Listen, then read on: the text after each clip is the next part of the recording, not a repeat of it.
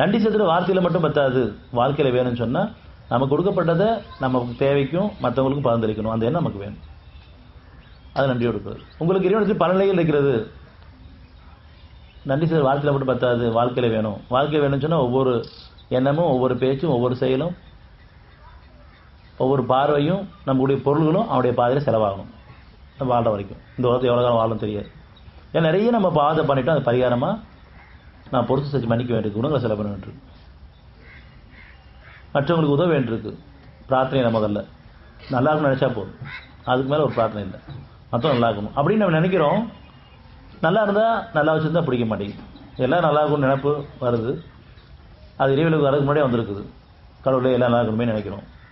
ஆனால் அவங்க நல்லபடியாக வச்சுருந்தா பிடிக்க மாட்டேங்குது. பிரித்தறித்தன்மை இல்லாமல் எப்படி ஒரு கஷ்டங்கள் நமக்கு ஒரு செய்தியாக வரும்பொழுது திருப்பி நாளைக்கு நமக்கும் வர இருக்குதோ ஒரு எச்சரிக்கையாக, அதே மாதிரி நல்ல செய்தி வரும்பொழுதுமே நமக்கு நாளைக்கு இதுவும் வர இருக்குது. ஆனால் நம்ம அங்கே பொறாமப்பட்டதன் காரணமாக தடுக்கப்பட்டிருக்கு.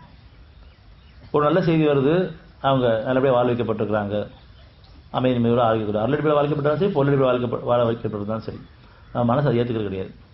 அந்த மாதிரி யாரும் சொன்னால் பிடிக்கிறதும் கிடையாது. முடிஞ்சளவுக்கு நம்ம அதை பற்றி குறை பேச ஆரம்பிச்சிடுவோம். அப்படி நல்லது சொன்னால் கூட நம்ம அவங்கள பற்றி தப்பான செய்தியை சொல்லி அனுப்பிச்சிடுவோம். நீங்கள் நினைக்கிற மாதிரி அவங்க கிடையாது, அவங்க இப்படி போட்டவங்க, எனக்கும் அவங்களுக்கு பிடிக்கல. அது ஒரு காலத்தில்.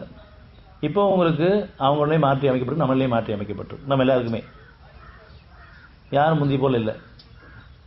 நம்மளும் நிறைய தவறு உணர்ந்துருக்கோம், மன்னிப்பு கேட்டிருக்கோம், மீட்டு கொடுத்துட்ருக்கோம். அதேமாதிரி மற்றவங்களும் அந்த மாதிரி தவறு வந்திருப்பாங்க, மன்னிப்பு கேட்டிருக்காங்க, மீட்டு கொடுத்துருக்காங்க.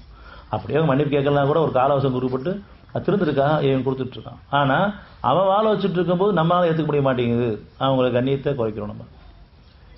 நம்ம நெருக்கமானவங்க அல்லது பழக்கத்தில் உள்ளவங்க, குடும்பத்தில் உள்ளவங்க ஒரு நல்ல செய்தி அவங்கள பற்றி யாராவது சொன்னால் நம்ம உடனே மாற்றி போட்டு விட்ருவோம், அவங்க கண்ணியத்தை குறைக்கிற மாதிரி. இதெல்லாம் தான் நமக்கு நன்மைக்கு தடையாக இருக்குது. நாளைக்கு நமக்கு ஒரு நன்மை தடைய காரணமே நான் மற்றவங்க நல்லா பிடிக்க மாட்டேங்குது, நல்லது சொன்னால் கூட பிடிக்க மாட்டேங்குது, அந்த எண்ணமே ஏற்றுக்க மாட்டேங்குது. இதெல்லாம் நம்ம அகப்பாடில் பார்க்கும்போது தெளிவாக கிடைக்கும், பிரித்தறிய முடியுது. ஏன் நமக்கு நன்மைகள் எல்லாம் தடுக்கப்படுதுன்னு சொன்னால் நான் தடையாக இருக்கிறேன், தடுக்கப்படுது.